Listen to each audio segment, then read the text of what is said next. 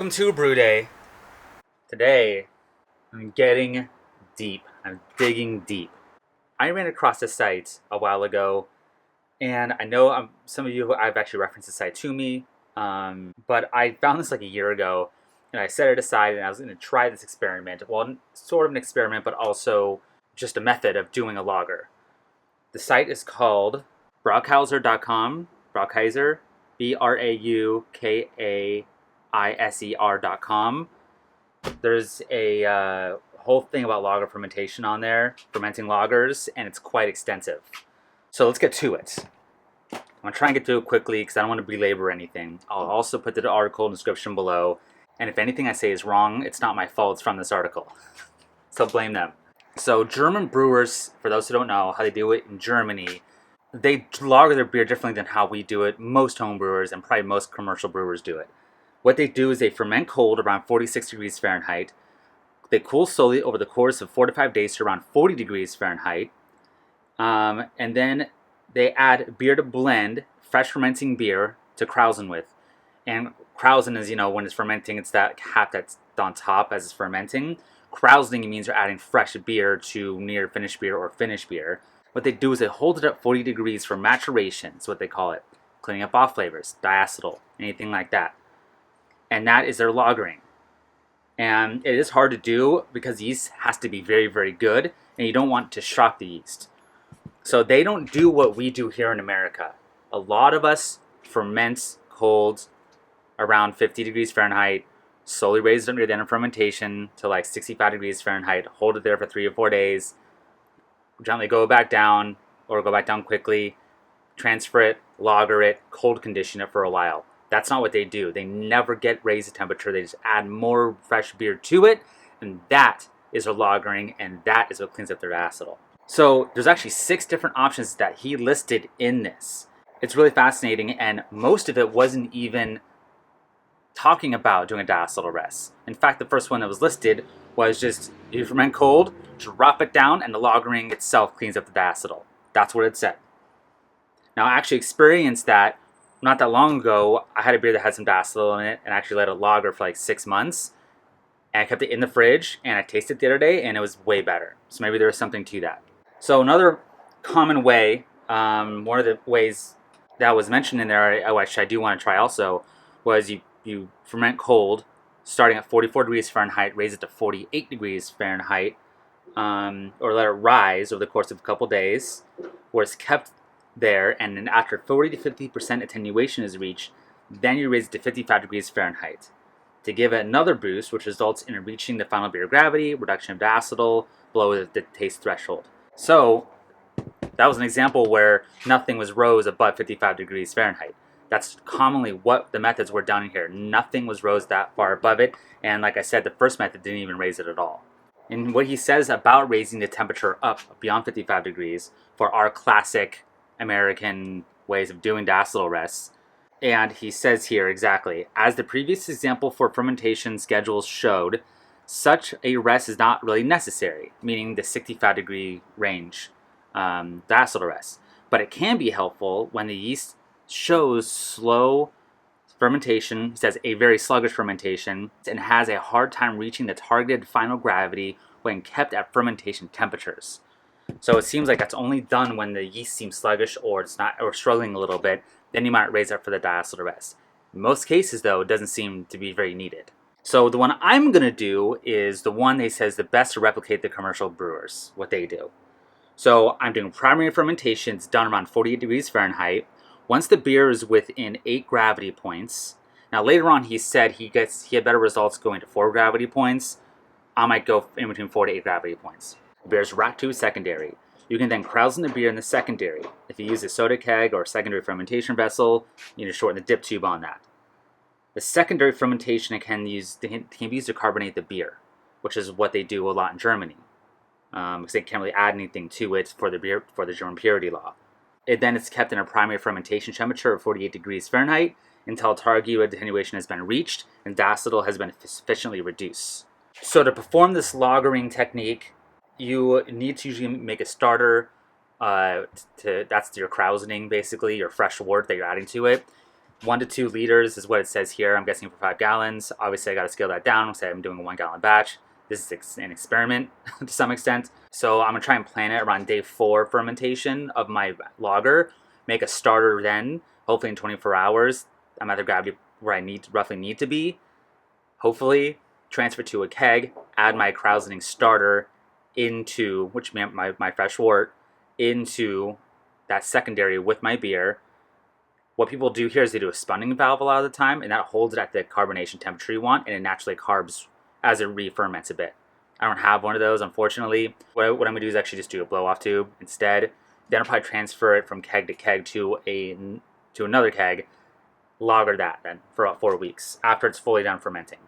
He says you can save worts from your brew day to use to Krausen with for later on, but he's had oxygen issues doing that by storing the wort in the freezer, particularly for 3 or 4 days or 5 days until you need to use it again. He even says recommending using a different yeast would be okay too, especially a low attenuating one to like really help clean anything up.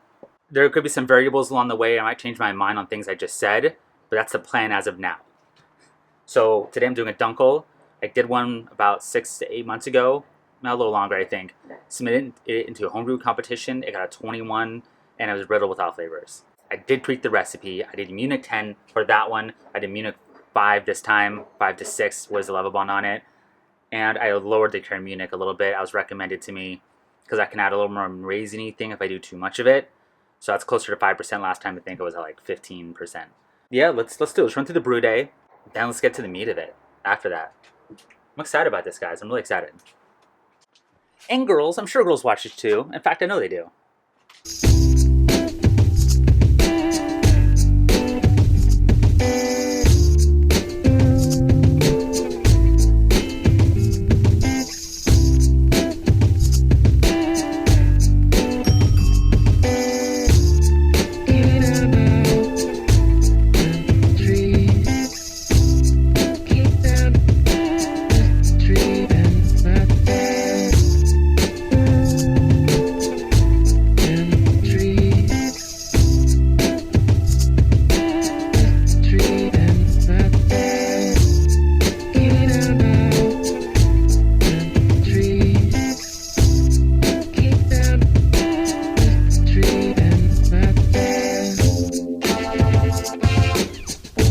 Got the WLP 830 here. I looked online to double check how much yeast I would need.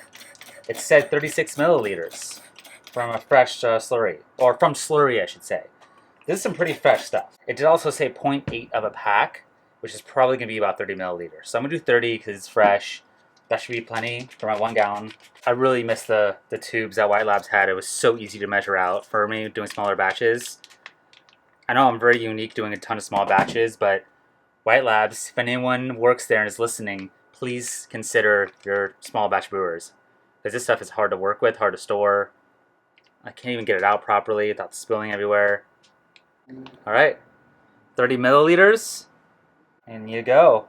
So, as I said earlier, I'm going to make a Krausen or a starter and add it into the secondary right at the end of fermentation. I have a little bit left over. What I need is a cup and a half.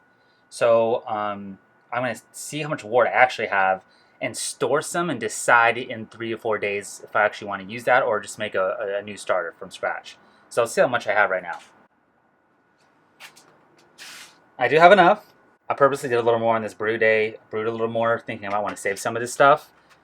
So I do have these old honey jars I washed out and saved after my mead, for just in case something like this came along. So I'd rather store this in plastic in the freezer because it's going to expand and do all sorts of crazy stuff. Let's see around in 4 days.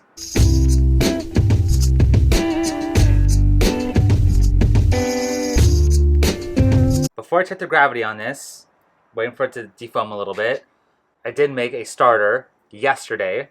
I just threw a little bit of the yeast left over I had from my 830 batch, let it sit out. Now, it was a high Krausen this morning, and now it looks like it's done, but there's still probably activity. I'm hoping I timed this right. The gravity is supposed to finish at 1.008, according to White Labs, on a beer they did using this strain. And right now, It looks like we're at 10:30. Yeah, I'm showing like 10:32. This is 4 days in. It's not low enough.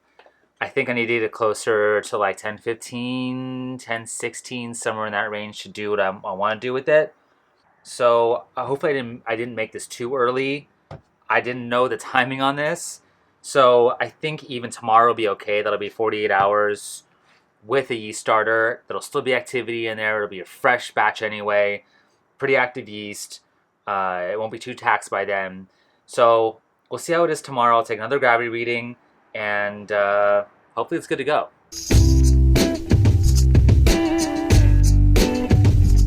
I'm at like 10:14-ish, 10:15. So this is time. It's ready. That's about within 6 to 7 gravity points within the finishing gravity. Fermentation looks like it's still going, but it is very slow looking. So I'm going to transfer to a keg and then add my starter to that keg. I bent the dip tube up a little bit for re-fermentation. This starter is now 3 days old. Swirl it back up, got all the yeast back in suspension again. I have been keeping this at around 55-ish degrees Fahrenheit. Well, actually 50 degrees Fahrenheit, whatever this is fermenting at. And just kind of match it a little bit. I'm going to keep this at around 50 degrees Fahrenheit for the course of another week or so. We'll see where the gravity's at in about 4 or 5 days from now, regardless. And either transfer then, or probably won't. I'm just curious to see what it's at. And yeah, I'll go from there. 5 days later, let's check the gravity. All right, looks to be 10:10. So there was some re-fermentation. Or by re-fermentation, I mean it was still fermenting. So I don't know if my starter did it, that I put into it, or if it was going to do it anyway, naturally. There is a little bit of carbonation in this right now, just a touch, because it's still doing its thing a little bit. I'm going to let it clean up for about 3 or 4 days. And then I'm going to keg transfer it. And I don't need to show that on camera. But that maybe that, and then definitely the tasting I'll do probably in about a month from now, 3 weeks. Yeah, see how the results were. So it's a really fun experiment. I think it went pretty well. The only change I would make so far is do my starter later, like in day 4. And so I like to add that while it's at high krausen. But I still think it did something. I still think this will clean up okay. Also, if you're watching this, it'll be Monday, and I hope the Dodgers made the World Series. Go Blue, regardless. See you guys next time.